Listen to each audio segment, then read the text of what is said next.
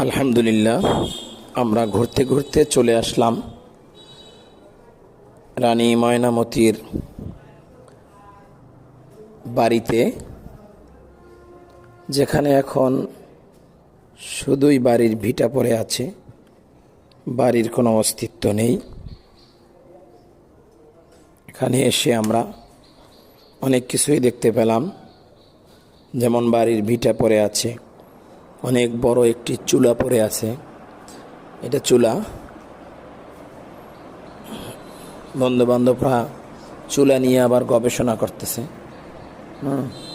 আমরা শুধু বন্ধুবান্ধব নিয়েও চলি না, গবেষক নিয়েও চলি।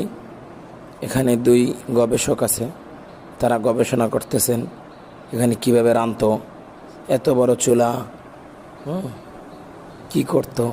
এই যে চুলার সুড়ঙ্গ পথ, তো এখানে আমরা কিছু সময় ছিলাম, ঘোরাঘুরি করলাম, ভালো লাগলো।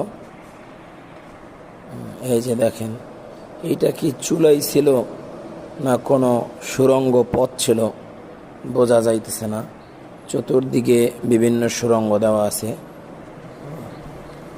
এখান থেকে ঘোরাঘুরি শেষ করে আমরা আরও অনেক জায়গায় ঘুরেছি, বিশেষ করে বাংলার তাজমহল গেলাম, সেখানেও ঘুরলাম। খুবই আনন্দ হয়েছিল। এরকমের আনন্দময় মুহূর্ত আসলে সব সময় হয় না।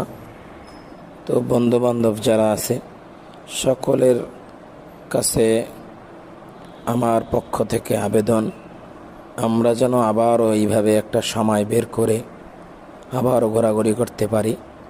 এখানে অনেক মুরব্বী বন্ধুবান্ধব আছে, যুবক বন্ধুরা আছে, সবাই একসাথে এইভাবে ঘোরাঘুরি করাটা একটা আনন্দের ব্যাপার, যেটা সব সময় হয় না। এই জন্য এই মুরব্বীদের সাথে আবারও ঘোরার ইচ্ছা আমার। আবারও জনসময় করে মুরব্বীদেরকে নিয়ে হয়তো কোনো না কোনো এক স্পটে ঘুরতে যেতে পারি। আল্লাহ তাআলা সেই তৌফিক দান করুন, আমিন।